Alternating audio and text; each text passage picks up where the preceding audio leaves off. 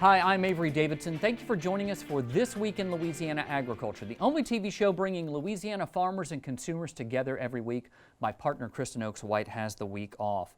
Rain remains in the forecast for much of the state. This after tropical weather sent moisture into Louisiana over the past week. Hurricane Hannah made landfall in Texas, south of Corpus Christi, dropping more than 15 inches of rain on the southern tip of the state. That system contributed to a wet week across Louisiana, slowing progress rice farmers were seeing in their fields as they began their harvest season.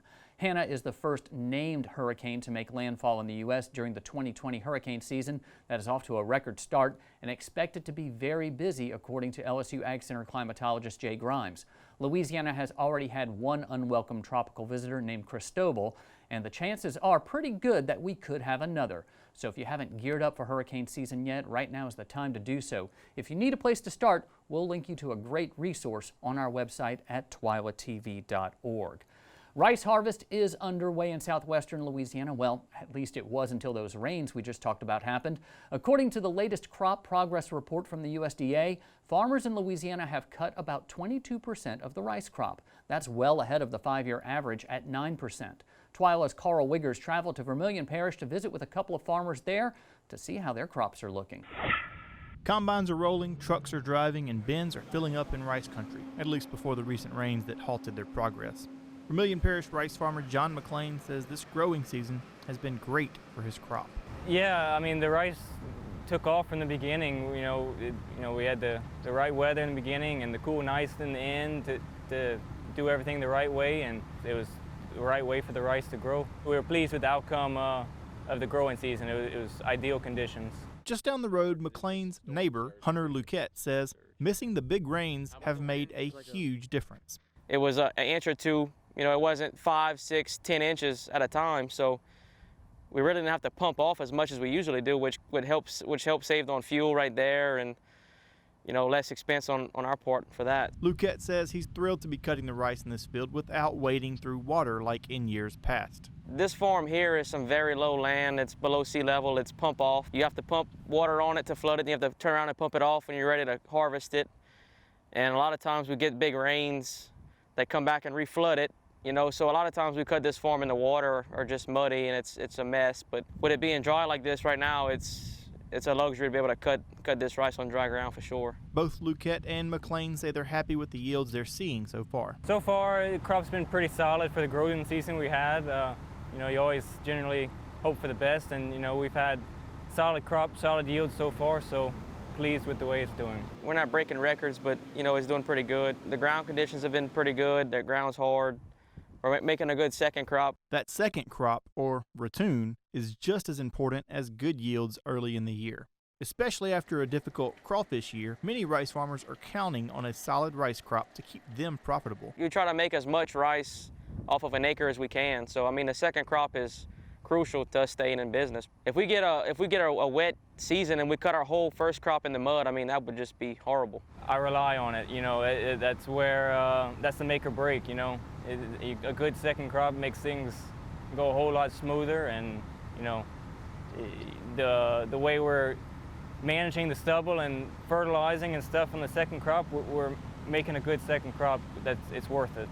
McLean says all the hard work it takes to make this crop and bring it to the market is worth it every time he walks into a grocery store. To walk into grocery stores and you see the name on the mill where you sold the rice to, and know the possibility that might be your rice that you bring it home and putting on the table and watching the kids eat.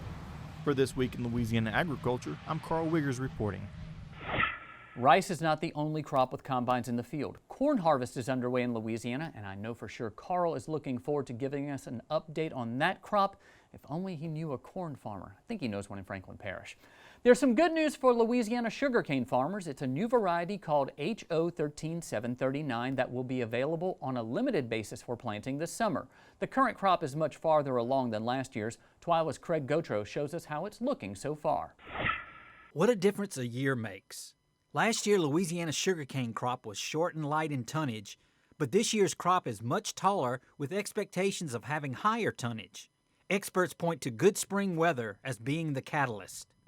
Dry spring never killed a cane crop, so people were able to cultivate, put out herbicides, fertilize like they wanted to. Got a lot of good field work done. And hot summer temperatures and timely rains have created ideal growing conditions. During the grand growth phase, this crop can grow as much as an inch a day. So the crop can really transform before your eyes. Last year, planting was delayed because the crop was short and less mature. That will not be the case this year. Growers will also have a new variety called HO 13-739 to plant in their fields. It's an early maturing variety. That's good. Our harvest dates are starting earlier and earlier with these big crops. It appears to have some level of cold tolerance. New varieties are the lifeblood of a healthy sugarcane industry, but developing them does not come easily or quickly. The release of a new variety is a celebrated event. Well, it does take 12 years from crossing to release. So that's a lot of blood, sweat, and tears along the way. Louisiana is seeing a significant increase in cane acres, and Gravois attributes this to stable prices and high-yielding varieties that give growers confidence to increase acreage. With the LSU Ag Center, this is Craig Gotro reporting. Louisiana is approaching 500,000 acres of sugarcane, which represents a 20% increase during the past decade. Speaking of sugar, this week Twila's Neil Melanson is out in the sugarcane fields near Napoleonville. And Neil, as I understand it, some of that cane is not going to the mill. This cane field in Napoleonville is getting ready for the harvest in September, but some of it here in July has already been used for a brand new 100% homegrown product. Come with me this week to Sugarfield Spirits in Gonzales. These hard joints, that's where the sugar is at. Sugarfield Spirits begins its story in a sugar field, namely those of Kenny Thibodeau in Assumption Parish. He's showing them off to owner Andrew Solto, who harvested some of this cane himself. Andrew brought some of the final product to Kenny with the coordinates of where it was harvested right on the bottle. In Gonzales, you can locate these bottles right here. The company started back in January of this year, and Andrew says using Louisiana products is at the heart of their business. So whenever I'm eating, like I try to eat as local as possible. You know, I go to farmers markets and do like that. We incorporate that into our business. When I look at any of our spirits, like our rum, we use sugar and molasses. We get both of those from Lula Mills, which is in Assumption Parish. So this is coming from local cane in this region. They don't just use cane juice. Blackstrap molasses from the Lula Mill is also used here. Andrew's brother Thomas is the other owner, and he is making sure it's flowing as smoothly as it is slowly. The distilling process is quite involved, and we have a full tour online you can follow. However, what we can show you is these literal 2 tons of Louisiana sugar that will go into their products. In addition, Andrew says seasonal specialties from Louisiana are used throughout the year. We just sold out of our strawberry liqueur, which was really, really popular. We teamed up with a strawberry farmer in Springfield, and he hooked us up with the strawberries, and it made this awesome liqueur. We've sold out of it until next year. Next year, we're going to probably do 10 times what we did this year. Andrew says even during the pandemic, the store is open on weekends where you can safely pick up some of your own. He says the closures were hard on their business, but people are still getting a taste for their products. We don't dwell on, the hand that we're dealt ever. We're always, like, I guess anybody in agriculture or any farmer, they're always going to have, issues with regulations, issues with the weather, issues with, whatever it is that you're facing. You just have to pivot, remain positive, and do your best. And what do those farmers think of Sugarfield Spirits? Let's go ask the guy who grew the ingredients. Just as smooth alcohol, I guess, as I've ever swallowed. I can tell the cane juice is in it, but I mean, I know what I'm tasting. It's great. Now, while the cane juice from this field is used in this particular rum, they're experimenting with a number of different Louisiana products all across the board at Sugarfield Spirits. And Avery, yes, I am bringing some back with you. Please share it with Kristen so she doesn't feel left out. Well, Neil, Kristen took the week off, so that means I don't have to share, right? And I can tell you now, Rum Agricole is one of the cleanest tasting rums there is out there, so be sure to try it. Now, all of Sugarfield Spirits are available on the website. We'll link you over to theirs at twilatv.org. Elderberry is much more than a word used in one of the more memorable lines from Monty Python and the Holy Grail. It's also a superfruit packed with antioxidants in high demand during this COVID-19 pandemic. It's also going to be the next crop for a Louisiana Desert Storm veteran who is using agriculture as part of his own healing process so he can continue to serve. Brandon and Lauren Bro are looking at their blueberry bushes on their farm just north of Folsom, Louisiana in St. Tammany Parish. Brandon is medically retired from the military. He flew scout attack helicopters in Iraq. You couldn't tell from his upbeat personality and youthful look that he suffers from post-traumatic stress disorder, painful cluster headaches which last months, and also other health issues. Food has been the one consistent thing that has truly improved how I felt. And there's one food he plans to grow on this cleared land that helps him most. Nature's medicine chest is right here. American elderberry. It's double the antioxidants of blueberries, and it's just it's a superfruit. The Bros are first-time farmers. Lauren grew up in an oil field family. Agriculture was foreign to me, completely foreign. Now the two run Cockeyed Farms and are working to share their experiences with other men and women who have served in the military and are transitioning into agriculture. Farmer Veteran Coalition is a national organization. Our mission is to mobilize veterans to feed America. It's an extreme circumstance that military members are put in, and we take it for granted. It's a military family. It's not just a soldier. So my wife and my family are in these extreme circumstances as well, but we all have developed a team and at the same time independent job basically status of covering down where the other person is off doing something else. So it's just a natural transition to go into something to where you want to help others, you want to serve others, and we're trying to again, transition and train soldiers to help feed America. Lauren says she is still in the organizational stages of establishing the Louisiana chapter of the Farmer Veteran Coalition. We are looking for members. You do not have to be a farmer. You do not have to be a veteran to be a member of Farmer Veteran Coalition, but the benefits that the organization offers to farmers and veterans are absolutely amazing. Lauren Bro says she became inspired to take on a greater role on the farm and in the Farmer Veteran Coalition after attending the Louisiana Women in Agriculture Conference. To learn more about Louisiana Women in Ag or the Farmer Veteran Coalition, visit our website at twilatv.org. This past week, a number of Louisiana residents received a packet of unlabeled seeds in the mail that appears to come from China or an Eastern European country.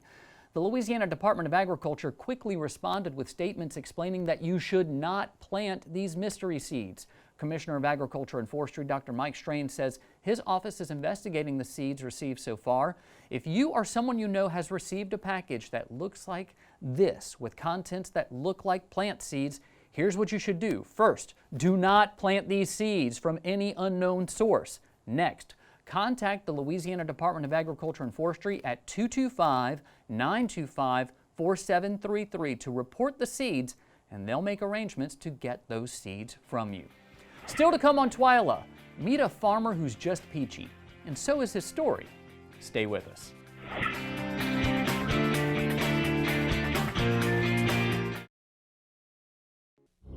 A farmer plants a seed and grows food to feed a hungry child and hungry nations. Below ground, the seed spreads roots of history, of community, of family. And all because a farmer plants a seed. Louisiana Farm Bureau and Louisiana farmers, we're bringing it all to the table. To find out more about Farm Bureau, contact your parish Farm Bureau office. It's a well-known fact that here in Louisiana, sugarcane is more than just a crop. It's a way of life. It creates more than 16,000 jobs across the state and an additional $3 billion boost to our state's economy. And Louisiana's cane families always give back to the communities where we live, work, and play. Louisiana sugarcane, making life sweeter, naturally. Sugarcane, sweet sugarcane.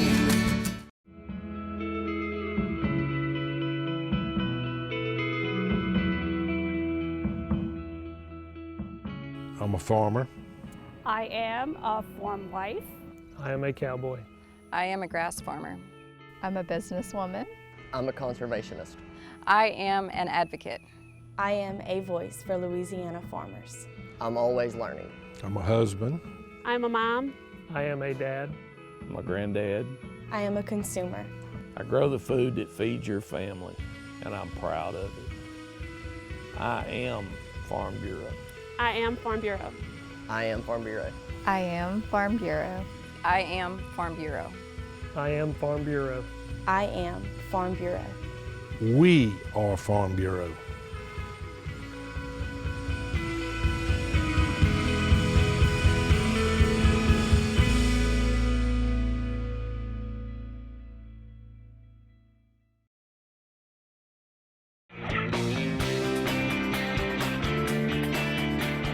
If you've ever walked the Red Stick Farmers Market, you've probably been offered a handful of fresh pecans or a slice of a ripe peach from Buddy Miller.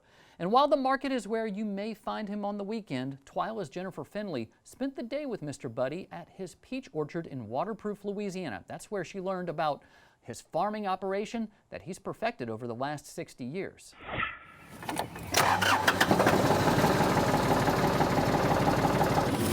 Buddy Miller on a garden spot in Tensor and Concordia parishes. And today, at the moment, we're harvesting okra, both green okra and burgundy okra, and all kind of squashes. And we'll get to our peaches in a little bit. We raise green okra for people that don't know better, and the burgundy okra for people that do. It is awesome. It's not slimy like regular okra. You can actually slice it and put it in green salad. I've been farming for a little over 60 years. Love it. It's rewarding and challenging. We are on the Tensor Concordia parish line, just south of that line, and our peach orchard is right on the line between Tensor and Concordia on Lake St. John. And this is alluvial soil that was deposited from Iowa, Illinois, and Indiana through millions of years down the Mississippi River flooding. And it's some of the most naturally fertile soil in the world. Right here is burgundy and green okra, tomatoes on the end, yellow squash, zucchini, butternut squash, spaghetti squash, and we raise the best tasting variety of cantaloupes ever. And we raise 4 different kinds of watermelons to satisfy virtually every customer's desires. And we raise probably about 20 different varieties of peaches, because each variety lasts for about only a week. So for us to have peaches from May through end of August, I think we plant around 30 different varieties. There's no secret that God intended peaches to be ripened on the tree and go in the orchard and pick it and eat it. We let them get as ripe as we can on the tree. We know we're going to sell them all anyway, so why not pick them at the peak of ripeness, juiciness, and flavor. The Red Stick Farmers Market has been my best source of income, and we don't have enough people here. We're down to less than 2,000 in the whole parish, and it's just not enough people here to support what we're doing. And we're fortunate to be able to come to the farmers market in Baton Rouge. And we've been very well accepted, and it's gotten where that our customers have turned more like family members. We see them every week, and that's really gratifying, and we appreciate it. And I get up at 2, leave about 2:45, and get back about around 7 o'clock. Just right for a young growing boy. They love us and I love them too. Very delicious. All right, you like those peaches right there. Check this watermelon for me. There are 4 words and sounds to listen for. Think, thank, thunk, and thud. Now think is a high-pitched sound like thumping on a crystal water glass. And thank's a little deeper, thunk deeper yet, and thud would be like tapping on a bag of flour or something. that's overripe. So the think is a high-pitched sound and is not ripe at all. So your challenge is to go about halfway between think and thunk. Each customer has different views of what they like. Some people like big, long, striped watermelons. Some people like seedless watermelons better. Some people like the little sugar baby watermelons better. And we plant some yellow meat for people that like yellow meat watermelons. And that covers the whole spectrum of customer taste. This is our cantaloupe, probably the best flavored variety ever. It's more difficult to grow and it's more of a challenge to grow, but boy is it worth it. We're in the process of picking peaches now. What row you on now?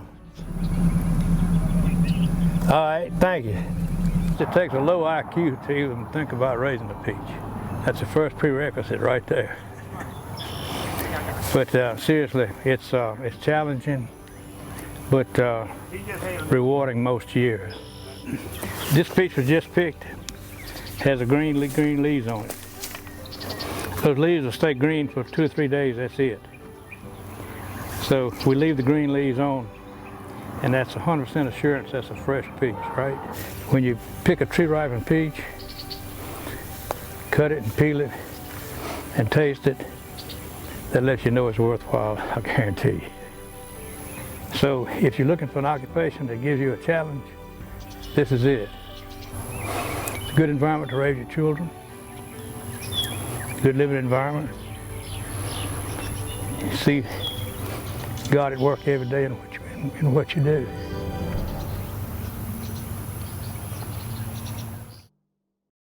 You can find Mr. Buddy with his peaches and watermelons at the Red Stick Farmers Market in downtown Baton Rouge every Saturday from 8 a.m. until noon. Also look for late summer seasonal produce from him, including squash, Asian pears, okra, and figs. They're really tasty this year. Still to come on Twila, what did the cow say to the deer? I have no idea, but I think we're going to find out next.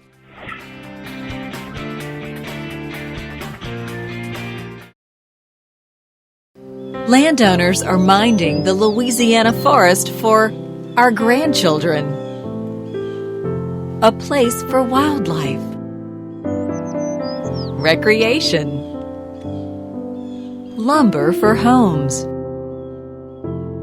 It's the right thing to do. Forestry, covering half our state, all of our hearts. Louisiana oysters, salty, sweet, and delicious. But have you ever thought about what happens to all those oyster shells? Most of them end up in trash cans and landfills. The Coalition to Restore Coastal Louisiana is changing this with its oyster shell recycling program. And you can help by visiting these participating restaurants. It's a simple and delicious way to restore our coast.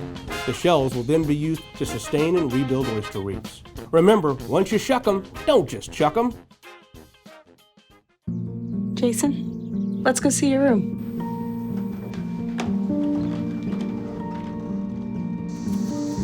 No, that's not right. How is it? Is it good?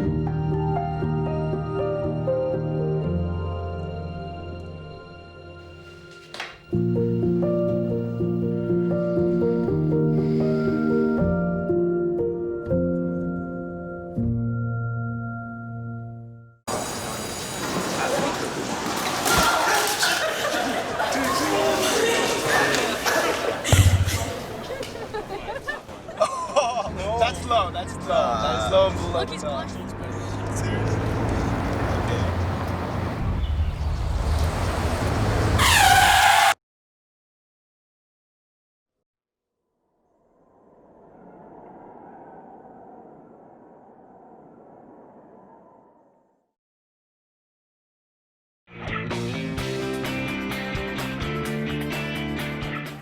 If you need a laugh today, and let's face it, right now, who doesn't? We have just the prescription you need in this week's Twila Boost. Comedian Charlie Behrens created this video featuring Charlie the cow and Miles the deer swapping stories on the farm, and I bet you can't watch this without laughing at least once.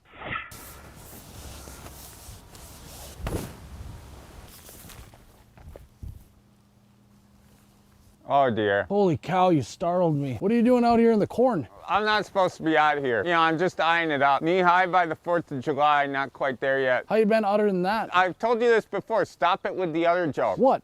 What? Hey, what's going on? Come on. Eyes are up here. Eyes down here. Sorry, I was admiring your rack. What? What is it? I think I heard a car. I'll be right back. Oh. So senseless. Woo, man, what a rush. Why would you do that? Deer crossing, I had the right of way. You know what? It looks like you've been gaining some weight. You need to lay off the grass. You should talk. You look like you put on quite a few yourself. Actually, I found a great spot in the woods. Yeah. There's salt growing on a tree. That doesn't sound natural. They also got a bucket, corn and apples in it. Oh, no kidding. Yeah, you want an apple? I got one for you. Yeah, sure.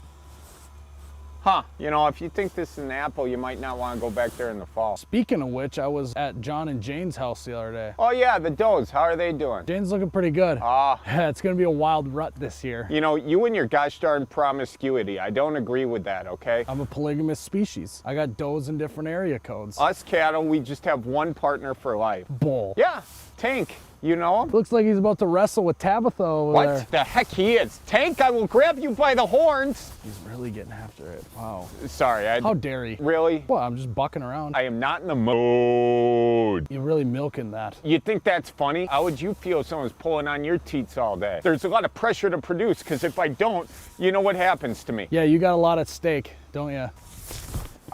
Why are you throwing apples like that? I think we just need to relax. Hold on, I got something for you. Found these in the treehouse next to the bait box. Here you go. Nice hooves. You got water there, huh? It actually feels nice on my teats. Yeah, it's days like these I really miss Harold. Yeah, you guys used to hang out a lot together. Yeah, now he's just hanging up at the supper club. Ah. Lost a good one. Pour one out for him. Gone too soon, Harold. Yeah, we lost Bessie too. I bet Harold's looking over her right now, you know, because she's on the dining room table at the supper club. Lost another.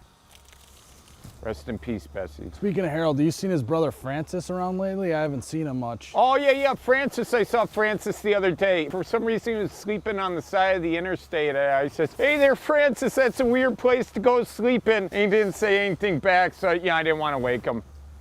Oh, shoot.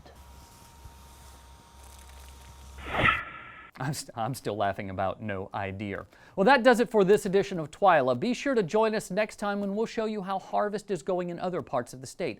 Until then, you can watch all of our stories online at twilatv.org, and be sure to like us on Facebook, follow us on Twitter and Instagram, and also be sure to subscribe to our videos on YouTube. We have a YouTube channel there. For all of us here at Twila, thank you for joining us. We hope to see you again right here next week.